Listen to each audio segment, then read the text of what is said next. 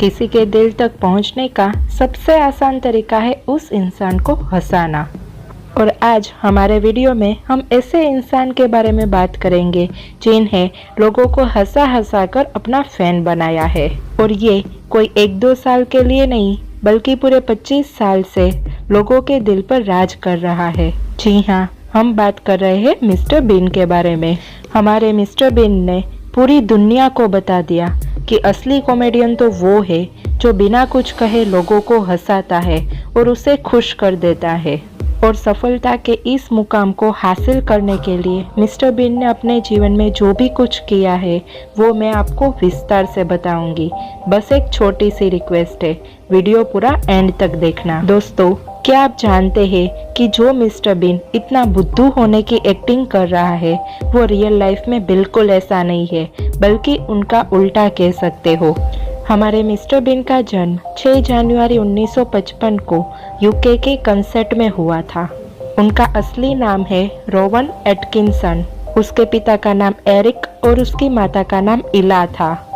उसके पिता एक किसान थे और उसकी माता हाउसवाइफ थी। रोवन पढ़ाई लिखाई में बहुत ही तेज हुआ करते थे और उन्होंने न्यू कासल यूनिवर्सिटी से इलेक्ट्रिकल इंजीनियरिंग की डिग्री हासिल की थी और ऑक्सफोर्ड यूनिवर्सिटी से मास्टर डिग्री कंप्लीट की थी। कॉलेज में पढ़ाई के साथ छोटे बड़े कैरेक्टर की एक्टिंग करना उन्होंने शुरू कर दिया था और उन्होंने स्ट्रिप लिखना भी शुरू कर दिया। और उस स्ट्रिप के कैरेक्टर को स्केच करते वक्त उन्होंने सोचा कि वो विजुअल कॉमेडी में काफी एक्सपर्ट है और उनके अंदर धीरे धीरे सेल्फ कॉन्फिडेंस बढ़ने लगा। और उसके बाद कई तरह के टीवी शोज में पार्टिसिपेट करने के लिए वो अप्लाई करने लगे, लेकिन उसकी स्पीकिंग डिसऑर्डर की बीमारी की वजह से वो हमेशा सारे शो से रिजेक्ट हो जाते थे। परंतु उन्होंने कभी हार नहीं मानी और उन्होंने सोचा कि वो जब एक्टिंग करते हैं तभी वो फ्लूइडली बात कर पाते हैं, लेकिन नॉर्मली फ्लूइडली वो बात नहीं कर पाते हैं। और इस वजह से उसका कॉन्फिडेंस फिर से लौट आया और मिस्टर बीन ने हार न मान के फिर से अप्लाई करना शुरू कर दिया। लेकिन इस बार अच्छा फेस और हीरोइक बॉडी ना होने की वजह से उन्हें फिर से रिजेक्ट होना पड़ा।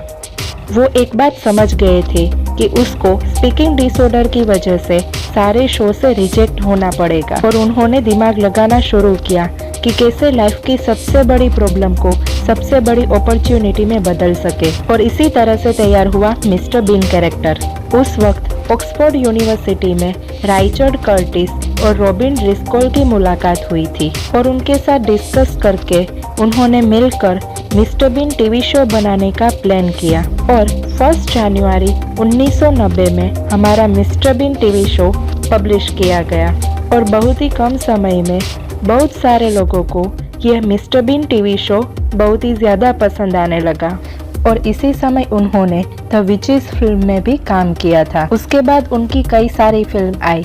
1993 में हॉट शॉट्स, 1994 में फॉर वेडिंग्स एंड फनीरल, 1997 में बीन, ईयर 2000 में मे बी बेबी, 2001 में रेड रेस, 2003 में जॉनी इंग्लिश और 2003 में लव एक्चुअली, 2005 में कीपिंग मम, 2007 में मिस्टर बीन्स हॉलीडे, 2011 में जॉनी इंग्लिश रिबन और 2018 में जॉनी इंग्लिश स्ट्राइक्स अगेन।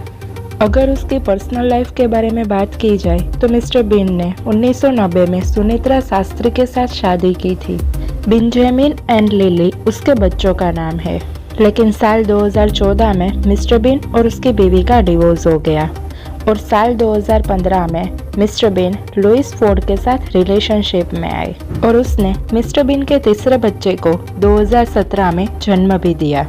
दोस्तों, हमें मिस्टर बीन से यही सीख लेनी चाहिए कि हालात कैसे भी हो लेकिन हार नहीं माननी चाहिए, क्योंकि इतने सारे टीवी शोज से रिजेक्ट होने के बाद भी उन्होंने कभी हार नहीं मानी।